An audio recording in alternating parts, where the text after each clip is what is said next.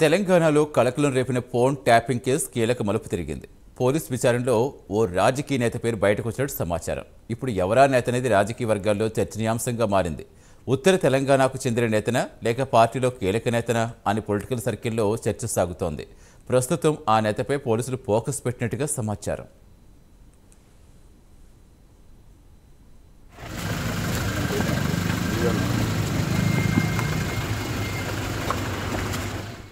మొత్తానికి phone tapping వ్యవహారం రాష్ట్రంలో తీవ్ర కలకలం రేపుతోంది. పూర్తి సమాచారం ఇచ్చేందుకు మా కరెస్పాండెంట్ నాగేంద్ర జరుగుతున్న నాగేంద్ర, ఫోన్ ట్యాపింగ్ వ్యవహారం వెలుగులోకి వచ్చినప్పటి నుంచి రోజుకొక పేరు బయటకు వస్తూ సంచలనం రేపుతోంది. తాజాగా రాజకీయ నేతల పేర్లు కూడా ప్రముఖంగా చాలామంది పేర్లు వినిపిస్తున్నాయి. రకరకాల వార్తలు సోషల్ మీడియాలో షికారు చేస్తున్నాయి.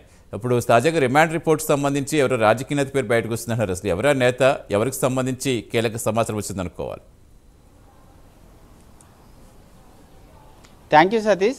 తెలంగాణ రాష్ట్రంలో ప్రస్తుతం ఫోన్ ట్యాపింగ్కి సంబంధించినటువంటి అంశం ప్రస్తుతం సంచలనంగా మారింది. ముఖ్యంగా ఫోన్ ట్యాపింగ్కి సంబంధించినటువంటి అంశంలో విచారిస్తున్నటువంటి సమయంలో రోజుకొక సంచలనమైనటువంటి విషయాలన్నీ కూడా బయటకు వెలుగు చూస్తున్నాయి.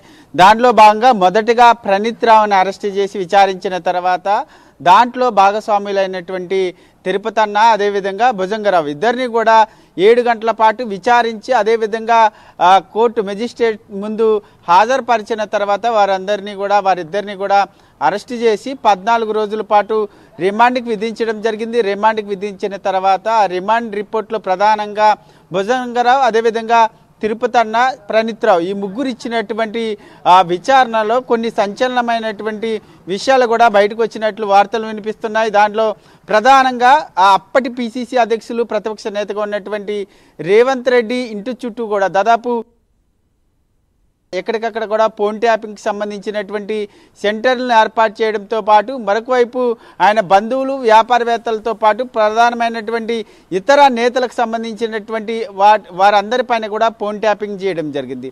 దీనిలో ప్రధానంగా ఇప్పటి వరకు కూడా ఇంటెలిజెన్స్కి సంబంధించినటువంటి అప్పటి చీఫ్గా ఉన్నటువంటి ప్రభాకర్తో పాటు మరొక ఇతర హోదాల్లో పనిచేసినటువంటి వారందరి ప్రమేయం ఉందంటూ కూడా ఇప్పటికే తేల్చి చెప్పడం జరిగింది. వారందరినీ కూడా అరెస్ట్ చేసేందుకు కూడా సిద్ధమవుతున్నటువంటి పరిస్థితి. ప్రస్తుతం ప్రభాకర్తో పాటు మరొక హోదాలో పనిచేసినటువంటి వ్యక్తి ఇద్దరు కూడా అమెరికాలో ఉన్నారు. వారందరి నుంచి కూడా అరెస్ట్ చేసి మరిన్ని విషయాలు తెలుసుకోవాల్సినటువంటి అవసరం ఉంది. కానీ ప్రస్తుతం ఈ ముగ్గురు చెప్పిన దాంట్లో ప్రధానంగా మరొక సంచలనమైనటువంటి అంశం బయటపడింది. దాంట్లో ఈ ఒక బడా లీడర్ చెప్తేనే మేము ఇదంతా చేశామనేటటువంటి అంశాన్ని ఈ విచారణలో పోలీసు అధికారులకి ఈ ముగ్గురు కూడా చెప్పినట్లు తెలుస్తుంది. ప్రస్తుతం ఆ బడా లీడర్ ఎవరన్నదే ప్రస్తుతం తెలంగాణ రాష్ట్రంలో సంచలనంగా మారింది. ఎందుకంటే గత బీఆర్ఎస్ ప్రభుత్వ హయాంలో బడా లీడర్లుగా చెప్పుకున్నటువంటి లీడర్లంతా కూడా ఇతర నేతలు ప్రతిపక్ష నేతలకు సంబంధించి కానీ అదేవిధంగా వ్యాపారవేత్తలకు సంబంధించినటువంటి ఫోన్లందరినీ కూడా ట్యాపింగ్ చేసి వాటి సమాచారాన్ని ఎప్పటికప్పుడు కూడా ఆ బడా లీడర్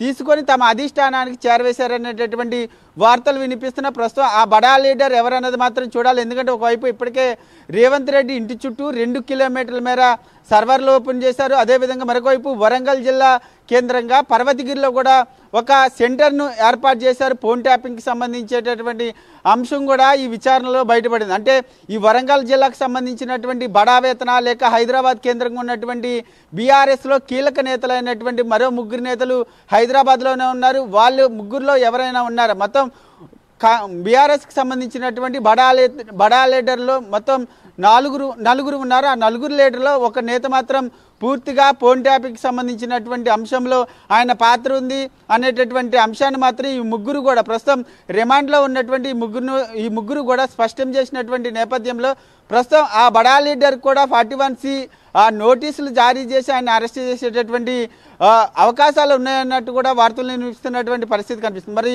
ఆ లీడర్కి 41C కింద నోటీసులు జారీ చేసి ఆ లీడర్ని అరెస్ట్ చేస్తే మాత్రం మరిన్ని సంచలనమైనటువంటి విషయాలు బయటపడేటటువంటి అవకాశం కనిపిస్తుందని చెప్పాలి సతీష్.